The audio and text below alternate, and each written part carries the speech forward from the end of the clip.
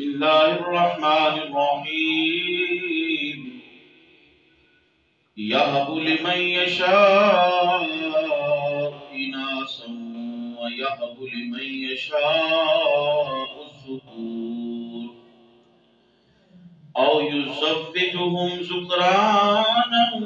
وإناثا ويجعل من يشاء عقيما صدق اللہ العظیم۔ ایک انتہائی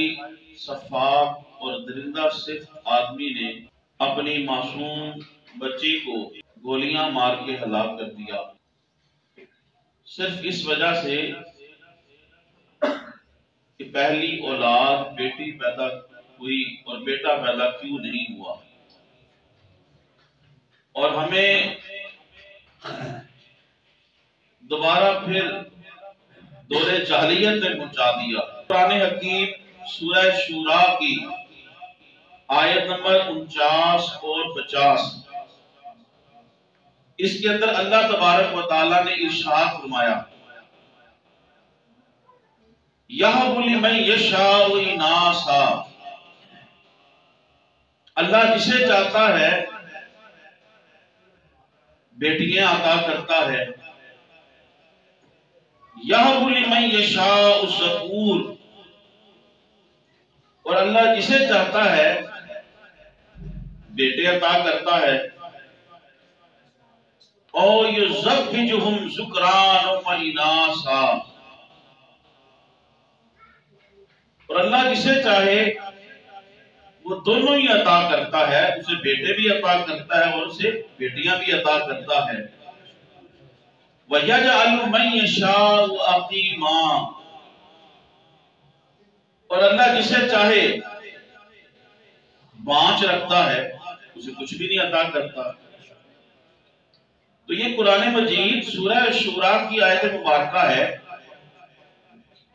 اس کے اندر وضاحت کے ساتھ اللہ تبارک و تعالیٰ نے فرما دیا کہ میں جسے چاہتا ہوں بیٹے عطا کرتا ہوں، جسے چاہتا ہوں بیٹیاں دیتا ہوں، جسے چاہتا ہوں اپنے فضل سے دونوں ہی عطا کر دیتا ہوں، اور جسے چاہوں تو میری قدرت ہے میں کچھ بھی عطا نہیں کرتا۔ تو معلوم ہوا کہ بیٹے کا ہونا، بیٹی کا ہونا یا دونوں کا ہونا، کسی ایک کا بھی نہ ہونا،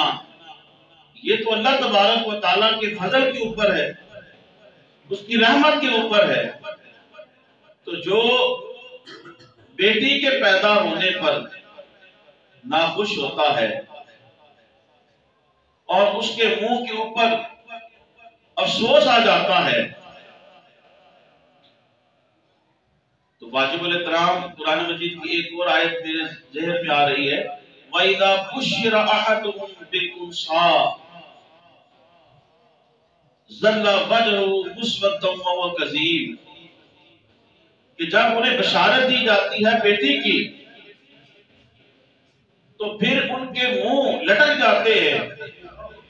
سیاہ ہو جاتے ہیں نم کے ساتھ، نعوذ باللہ، اور ان کے دل غمگین ہو جاتے ہیں۔ تو واجب الاحترام آج کے دور میں بیٹی پیدا ہونے پر انسان مایوس ہو جائے، یہ تو جہالت کی باتیں ہیں۔ کسی کی 2 بیٹیاں ہو جائیں،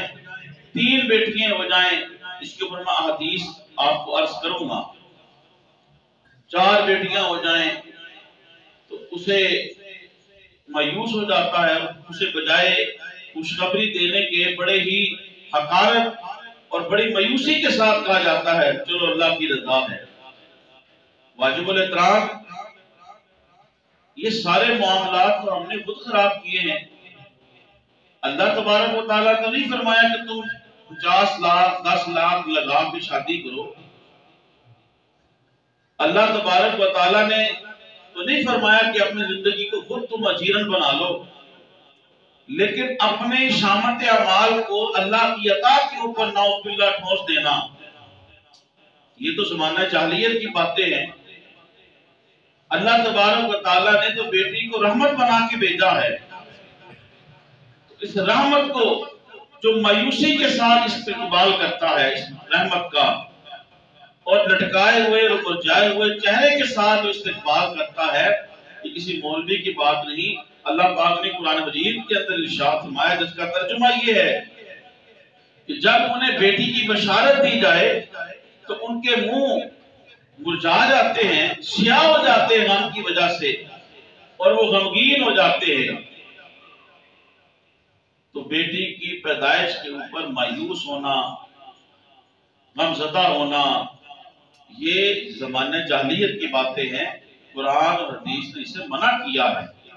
اور پہلی میں نے آیت ہی وہ پڑھی ہے قرآن کی کہ مسلمان کا عقیدہ یہ ہے کہ اللہ نے فرما دیا کہ بیٹیاں میں جسے چاہتا ہوں دیتا ہوں، میں جسے چاہتا ہوں بیٹے دیتا ہوں، جسے چاہتا ہوں میں دونوں ہی دے دیتا ہوں، اور جسے چاہوں میں میری قدرت ہے میں کچھ بھی عطا نہیں کرتا، آزمائش ہے، اس میں صبر کرتا ہے تو اللہ نے اس کے لیے اجر عظیم رکھا ہوا ہے۔ تو مسلمان کی شان یہ نہیں ہے کہ وہ بیٹی کے پیدا ہونے پہ افسردہ ہو،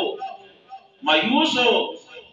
یہ اسلام کی تعلیمات نہیں۔ عورت اگر بیوی ہے یا بیٹی ہے،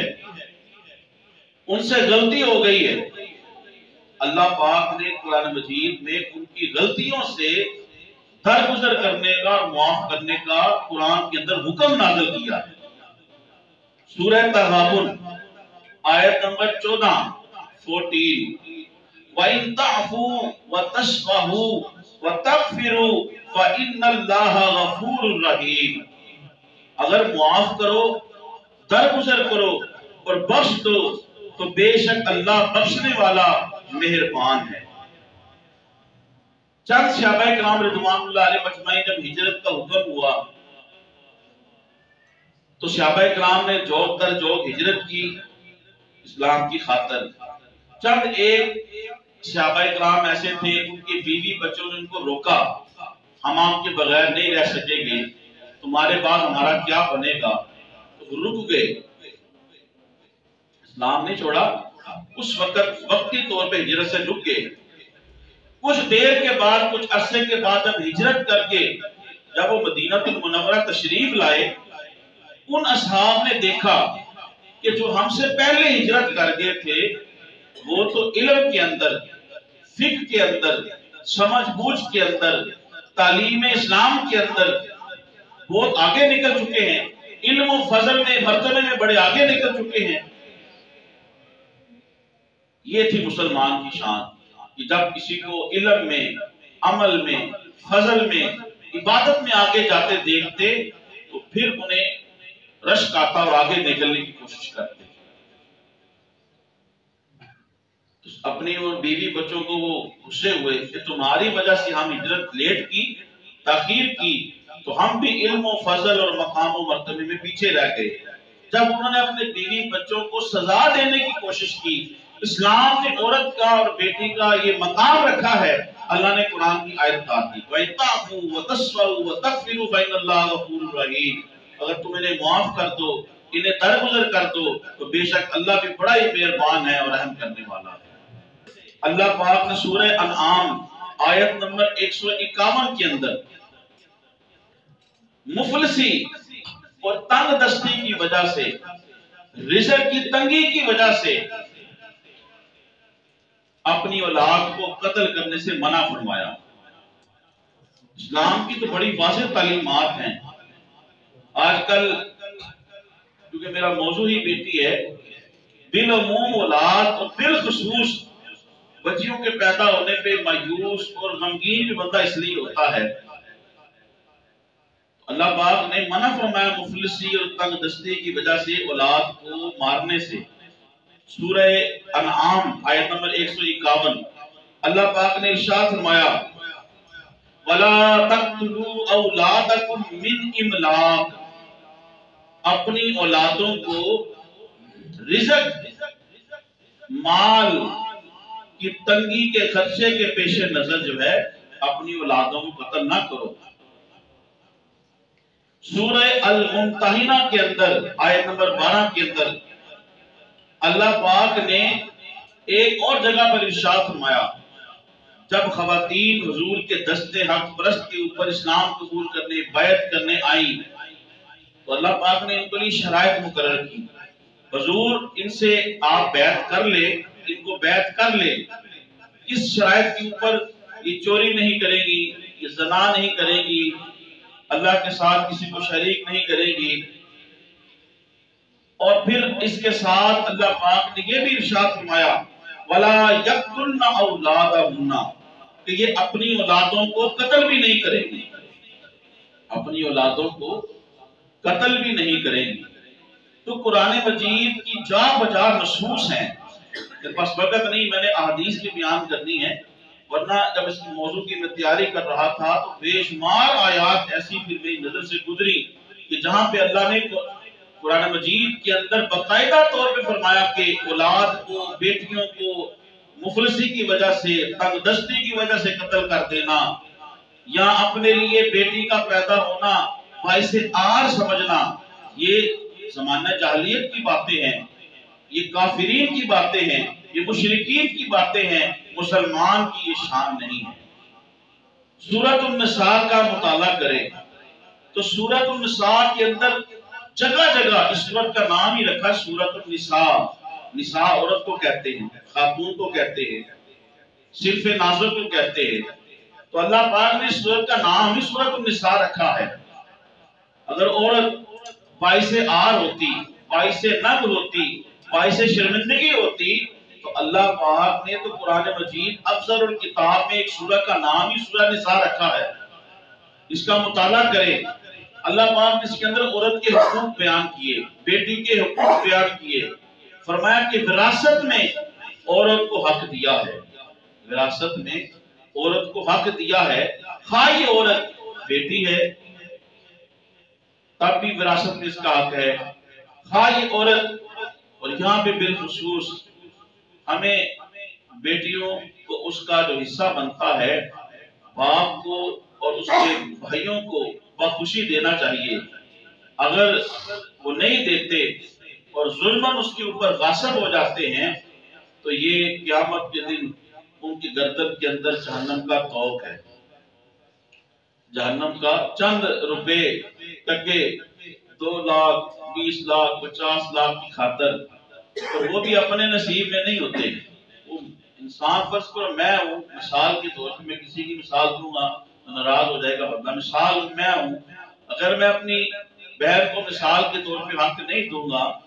تو کل میں نے بھی مر جانا ہے، تو وہ جس کے لیے میں نے اپنی قبر کو وزنی کیا تھا وہ تو میرے بھی کام نہیں آیا، میں تو قبر میں چلا گیا، تو میری اولاد جو ہے وہ اس کے اوپر عیاشی کرے اور اللہ تعالیٰ کی نعوذ باللہ نافرمانی کرے تو یہ ڈبل گناہ ہے۔ ایک غصب کیا ہوا مال اور پھر اس کے اوپر اولاد جو ہے وہ اللہ کی نافرمانی کر رہی ہے۔ تو بیٹیوں کو، بہنوں کو جو حق بنتا ہے اس کا جائیداد کے اندر سے دینا چاہیے۔ تو وراثت کے اندر اللہ پاک نے بیٹی کا حق رکھا، چاہے وہ بیٹی ہے، چاہے وہ بیوی ہے، چاہے وہ بہو ہے، چاہے وہ ماں ہے، عورت جس بھی روپ کے اندر ہے، جب وراثت تقسیم ہوگی اللہ پاک نے اس کا حکم شرعی جو ہے وہ قرآن مجید کے اندر بیان فرمایا ہے۔ اسلام میں مرد کو 4 شادیاں کرنے کی اجازت ہے، لیکن بیٹی کو اللہ نے یہ عصمت عطا کی ہے، عورت کو اللہ نے یہ حق عطا کیا ہے کہ فرمایا کہ اسلام میں مرد کو 4 شادیاں کرنے کی اجازت تو ہے، لیکن فرمایا سورۃ النساء آیت نمبر 3 فَإِنْ خِفْتُمْ أَلَّا تَعْدِلُوا فَوَاحِدًا، اگر تمہیں خوف ہو کہ تم ایک سے زائد بیویاں رکھتے ہو تو ان کے اندر جانی اور مالی اعتدال اور انصاف نہیں کر سکو گے تو فواحدہ، بس پھر ایک کے اندر ہی اکتفا کرو۔ تو اسلام نے بیٹی کے حقوق متعین کیے ہیں، فرمایا کہ اگر ایک سے زائد شادی کرنے کی طاقت نہیں ہے تو پھر اجازت نہیں ہے تمہیں کہ کسی عورت اور کسی بیٹی اور صرف ناظر کے حق کے اوپر تمہیں ڈاکہ ڈالو، اسلام نے اس کی اجازت نہیں دی ہے۔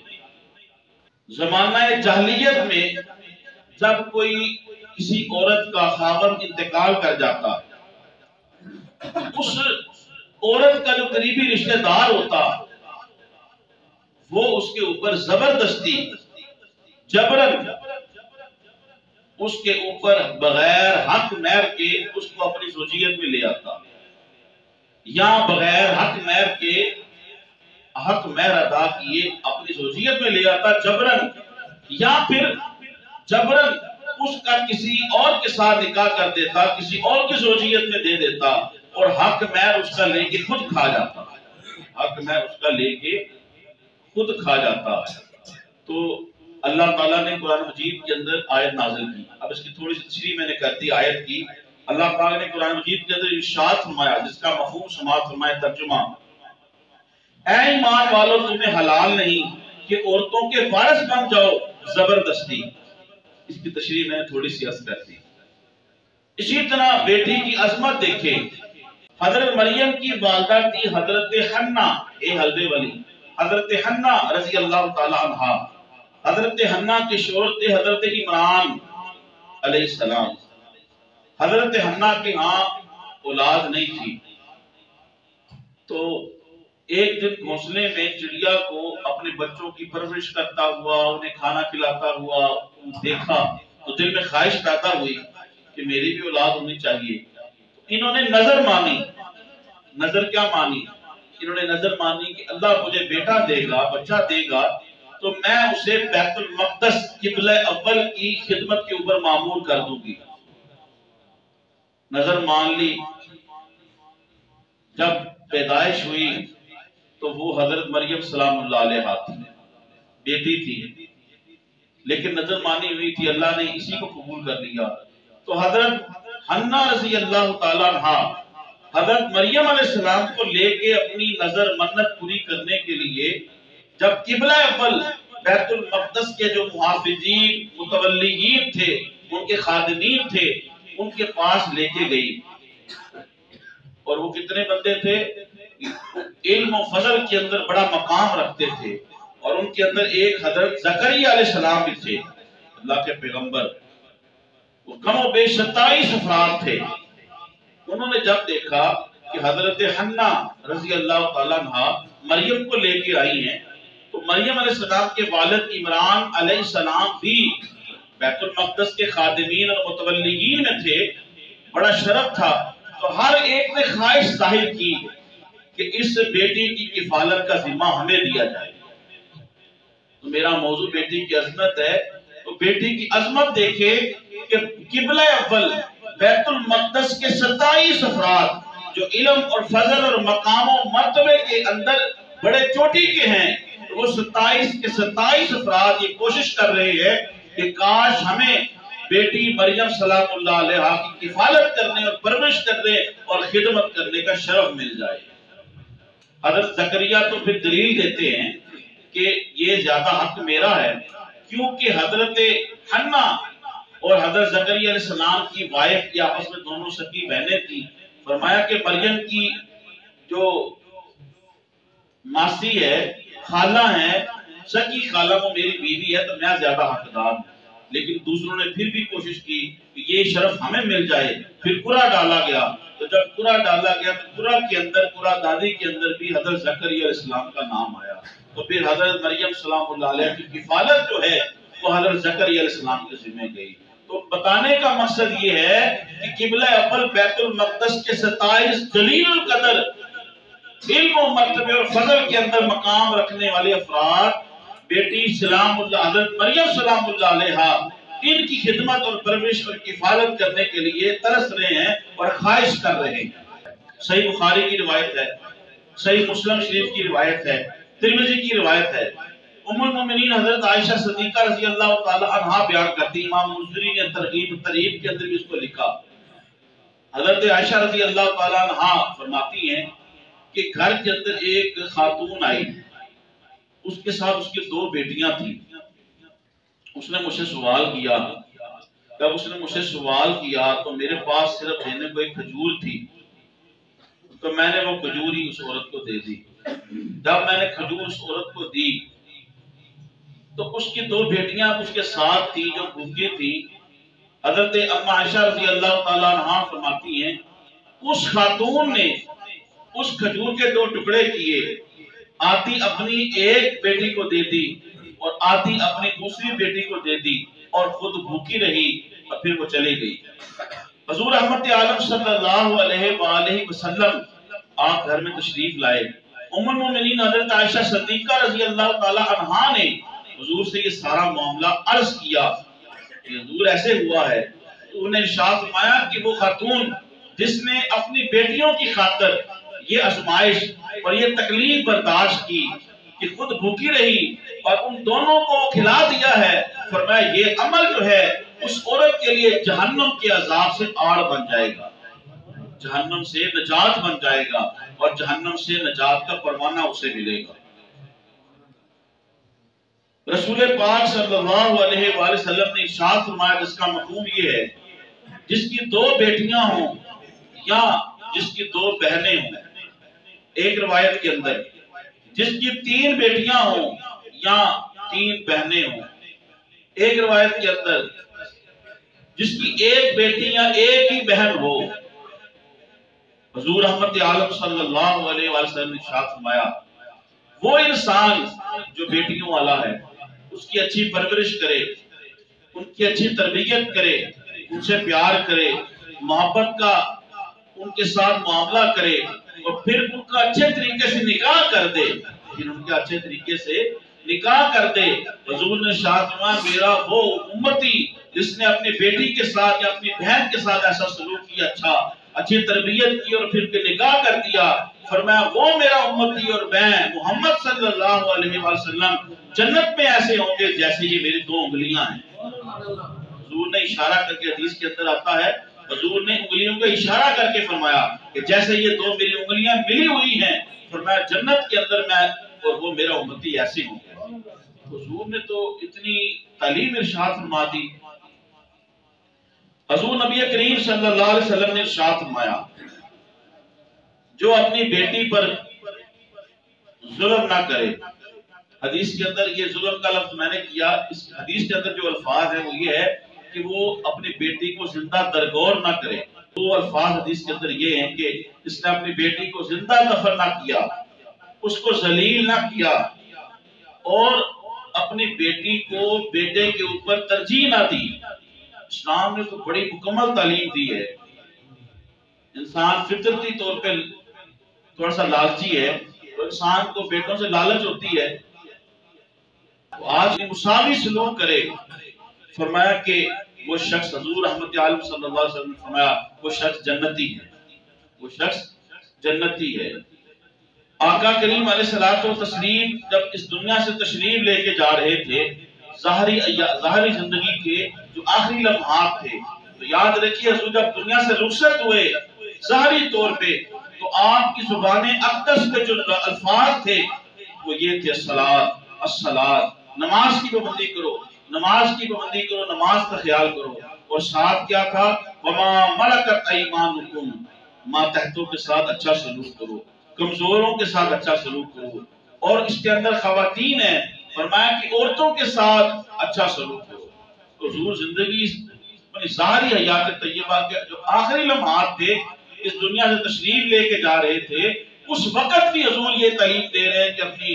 عورتوں کے ساتھ، خواتین کے ساتھ، بیٹیوں کے ساتھ اچھا سلوک کرو۔ عورت ٹیڑھی ہڈی سے، پسری سے پیدا کی گئی ہے، فرمایا ان کے ساتھ اعتدال والا، درمیانہ نرمی والا معاملہ کرو، سختی کرو گے تو ٹوٹ جائے گی، چھوڑ دو گے تب بھی معاملہ خراب ہے، فرمایا کہ نرمی والا ان کے ساتھ معاملہ کرو۔ حضور نبی کریم صلی اللہ علیہ وسلم نے ارشاد فرمایا بہترین اخلاق اس کا ہے، اور ایک حدیث پاک کے اندر جس کا مفہوم یہ ہے بہترین ایمان والا وہ ہے،